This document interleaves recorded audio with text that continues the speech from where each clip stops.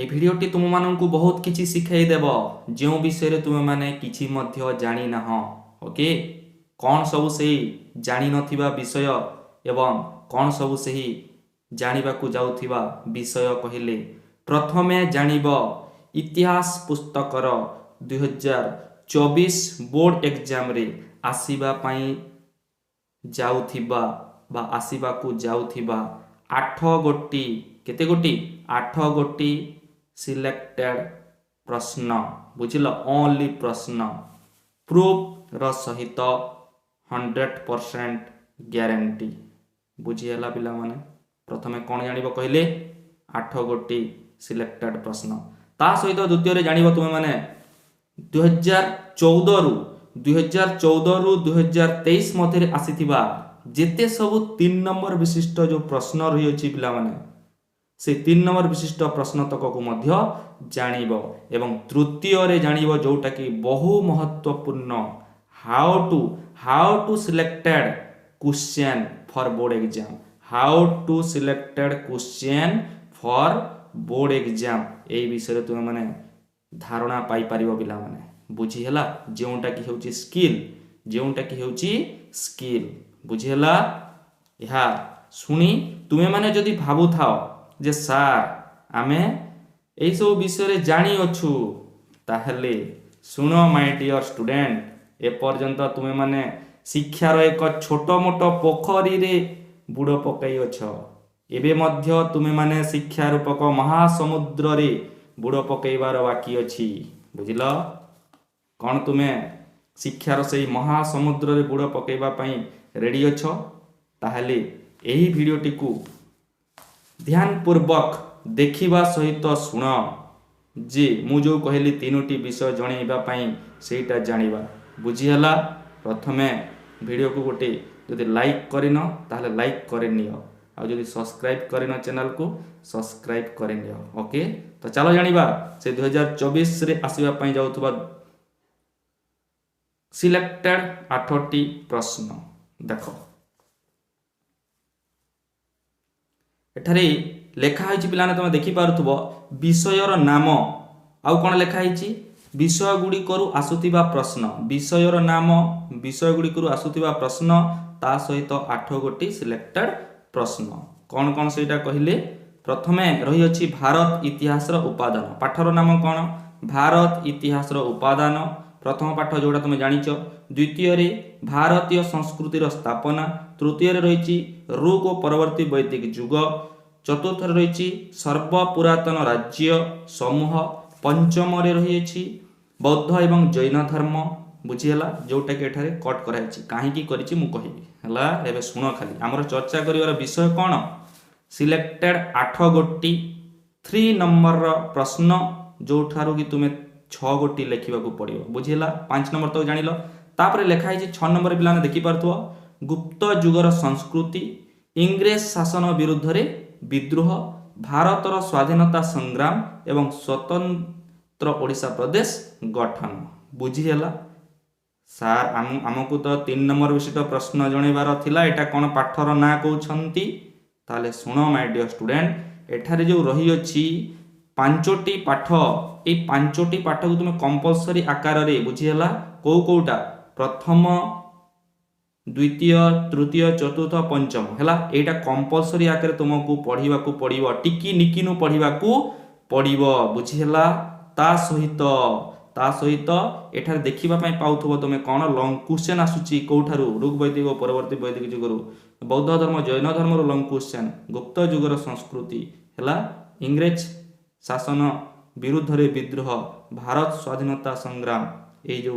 पाठ गुडा को एठार लेखा हैछि पिला माने एठार कोन एही विषय गुडी करू 2024 बोर्ड एग्जाम रे लॉन्ग क्वेश्चन सब आसीबो तेनु कोन एही पाठ गुडी को संपूर्ण रूपे पढिबो बुझियला केउथि पई 1 नंबर 2 नंबर 3 नंबर 7.5 मार लॉन्ग क्वेश्चन पई बुझियला एटा थिला लॉन्ग क्वेश्चन आधारित 9 गोटी चैप्टर रो ना तो चलो आम जानिबा हमर जो चर्चा करिवार विषय पिला माने 8टी सिलेक्टेड 3 नंबर विशिष्ट जो प्रश्न बुझिला पिला माने मु जेमिति जणाउची मु जहाबे कहूची आगुरु कहिछि एबे मध्य कहूछि पूरा प्रूफ रो सहित 100% ग्यारंटी तुमको देकी तुमको कहूछि जे केमिति आसीबो 3 नंबर प्रश्न। देखो एबे समय आसी जाइछि से 3 नंबर विशिष्ट प्रश्न कौ ठारू आसीबो एवं कोन कोन करबाकू पड़िबो। देखो पिला माने 3 नंबर प्रश्न रो प्रथम प्रश्न कोठू आसीबो कहले एठारे लेखा है प्रथम प्रश्न 8टी प्रश्न रु प्रथम प्रश्न को पाठरू कहले कलिंग युद्धर कारण और फलाफल बुझिला। कलिंग युद्धर कारण और फलाफल एवं मौर्य युगर शासन ये जो पाठटी रही अछि एई पाठरू केतोटी आसीबो 3 नंबर प्रश्न कहले 2टी 3 नंबर विशिष्ट प्रश्न देखिबा पई पाइबो जोटा कि एठारे गोटे लिखा है को से दुईटा कहले राजनैतिक कारण कलिंग युद्धर जो कारण रही पिला माने से कारणर राजनैतिक कारण वाणिज्यगत कारण कलिंग युद्ध बाबद रे संक्षिप्त सूचना किंबा कौन युद्धर फलाफल कलिंग युद्धर फलाफल एई 4टी प्रश्न रु गोटिए प्रश्न निहाती आसीबो पिला माने 8टी रु एठा हला गोटिए बुझिला। तापर को जिबा हमें मौर्य शासन एवं एई मौर्य शासन पाठरू बा एई पाठरू मध्ये आसीबो कौन मौर्य कालीन जो शासन व्यवस्था रही सेठाकर केंद्रीय शासन ता सहित प्रादेशिक शासन ता सहित सामरिक शासन एवं विचार विभाग कौ समय मौर्य युगीय बुझेला। एइथिरु मध्ये गोटिए कौन टिप्पणी लेख बोली कि आउ गोटे तुमर 3 नंबर विशिष्ट प्रश्न देखिबा पई पाइबो केतोटी हला 2टी हमु केतेटी देखिबार अछि 8टी। तो एठारे डायरेक्ट तो केही देई परिबे नै पिला माने 8टी जो 8टी देबे 8 तुमे भाबुतबो सार एटा 4टी रु गोटिए 4टी रु गोटे काहे कि देले तो शुणी रख माय डियर स्टूडेंट इतिहास एमिति एक पाठ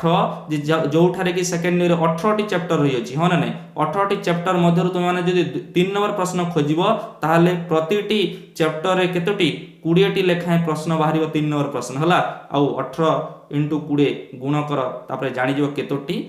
माने आसीबो 3 नंबर प्रश्न किंतु हमको जानिबार अछि केतोटी जोटा आसीबो सेटा तेणु करी पूरा अति महत्वपूर्ण पूरा विचार करी कि प्रूफ रो सहित प्रामाणिक सहित 100% ग्यारंटी कहीं दौर मुझे पर जनइबी है तो कौट आसो राजनैतिक कारण तापर वाणिज्यगत कारण कलिंग युद्धर संक्षिप्त विवरणी एवं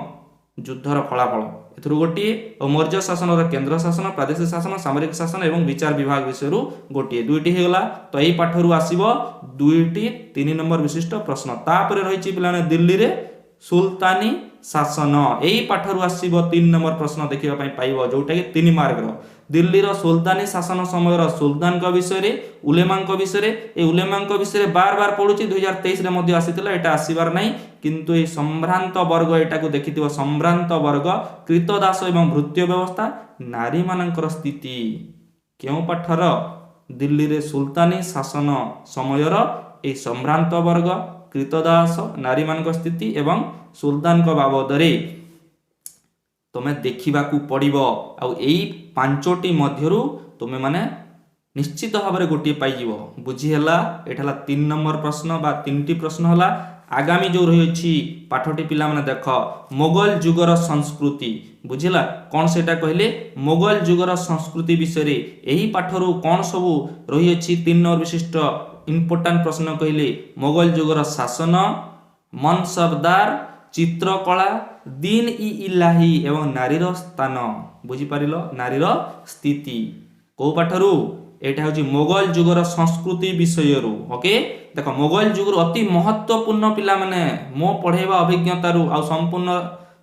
तुमर इतिहास पाठटी को मु नोट आकर लिखि सारी पढ़ौची तापर मु तुमको ग्यारंटी सहित कहूची बुझीला देखिबो एथुरु निश्चित भाव प्रश्न आसीबो मोगल जुगर शासन तापर मनसबदार चित्रकला दीन इ इलाही या छाड़ो ना दीन इ इलाही जो धर्म रही एटा एवं नारीर स्थिति एठारू गोटे माने केतोटी हला 4 गोटी ओके। तापर रही सुफी भक्ति आंदोलन सुफी भक्ति आंदोलन रही अछि 4टी प्रश्न जोटा कि सुफी परंपरा कबीर चिंताधारा एवं गुरु नानक चिंताधारा श्री चैतन्य चिंताधारा यही 4 गोटी प्रश्न गोटे तुम्हें देखा पाइब 3 नंबर एक प्रश्न जोटा कि आमर 8टी रु 5 नंबर एटा हला बुझीला 5 नंबर प्रश्न यही भक्ति और सुफी आंदोलन रु आसीबो बुझीला। तापर देखा निश्चित भाव पाइब तापर रही जो भारत रे इंग्रेज अर्थनैतिक व्यवस्था एठारू तो पिला माने 100 कण मु 100 रु 110% तुमको ग्यारंटी देवी जे यही पाठर निश्चित भाव में गोटे 3 नंबर विशिष्ट प्रश्न पाइब जोटा कि वित्त निष्कासन वा प्रभाव है इंग्रेज मानकर जो वित्त निष्कासन व्यवस्था थिला भारत केमती से सब किछि नेकी पळेले बुझिला से विषय गोटे प्रश्न देखिया पाइब तांकर जो अर्थनैतिक व्यवस्था रहितिला कौन कौन भू राजत्व नीति रहितिला चिरस्थायी बंदोबस्त महलवारी बंदोबस्त एवं रयतवारी बंदोबस्त यही 5टी प्रश्नरू निश्चित भाव में आगामी समय तुम गोटे प्रश्न 3 नंबर रे देखिबा पाई पाइब बुझीला यह थिला कौन कहिले इतिहास रो 8टी सिलेक्टेड 3 नंबर वर्तमान सरीला 6 गोटी हाँ ना नहीं पिला माने किंतु आउ दुईटी कौन देखो आउ दुईटी लेखा होई नहीं किंतु मु तुमको जनइबी हैला आउ दुईटी प्रश्न कौठारु आसीबो तो पिला माने सारंकर ये जो मेहनत सारंकर जो परिश्रम सारंकर जो जणेबार जो रही अछि इच्छा शक्ति आ तुम मानकर जो जानिबार इच्छा शक्ति से हेतु सारंक पई वीडियो को गोटे लाइक एवं चैनल को जदि सब्सक्राइब करन एबे सब्सक्राइब करनियो एवं आउ दुईटी प्रश्न कौठारु आसीबो कहले मु जणाउची एबे देख तो पिला माने एठारु आमे 6टी प्रश्न जानिले कलिंग युद्ध आ तापरे सब्सक्राइब करिनो कि पिला माने सब्सक्राइब करनियो हला आ शेयर करनियो एटा यूनिक तरीका रे जणाउचंती तुम सार बुझी हला जहा को भी शेयर करिवो ना ए वीडियोटी तुम सांग माने मध्ये तुम माननकु निश्चित भाव में बहुत किछि कोन धन्यवाद देबे बहुत बड़ आकार रे बुझी हला ताहा मध्ये तुम प्राप्त करिवो तेनु शेयर निश्चित करिवो ता पूर्व देखो दुईटी जो बाकी रहिला आउ क्वेश्चन 3 नंबर आसीबार थिला सेटा कोठु आसीबो बोली अरे एटारू जदि लॉन्ग क्वेश्चन आसिला ई पाठ तो करू कोन एठारू 3 नंबर विशिष्ट प्रश्न आसीबो नै कि 3 नंबर विशिष्ट प्रश्न निहाती आसीबो ए लॉन्ग क्वेश्चन जो देखो जे भारत इतिहास रो उपादान एठारू तो लॉन्ग क्वेश्चन आसीबो नै मु कहि सारी जे लॉन्ग क्वेश्चन को कोट आसीबो किंतु एई 9टा पाठरू आउ तमे केतोटी 2 रु 3 गोटी हला 2 रु 3 गोटी तुमे 3 नंबर विशिष्ट प्रश्न देखिबा पई पाइबो और मुख्य आगे मु कहिबा पई चाहिबी भारत इतिहास उपादान रु 3 नंबर गोटे देखिबो तापरे भारतीय संस्कृतिर स्थापना रु मध्य 3 नंबर देखि पार ए दुई पाठरू निश्चित भाव में कौन आसीबो ए दुई पाठरू गोटिए आसीबो एवं आउ कौन सर्व पुरातन राज्य समूह रु गोटिए बुझिहला एमती दुईटी प्रश्न बुझिहला आउ जदी दुईथरु गोटे गोटे आसला एटा 3टी प्रश्न बनि जीवो बुझि होछि ना नहीं तो एई 3 पाठरू आउ एई समस्त पाठरू तुमे माने निश्चित भाव में देखिबा पई पाइबो केतोटी देखिबा पई पाइबो 2 रु 3टी कौन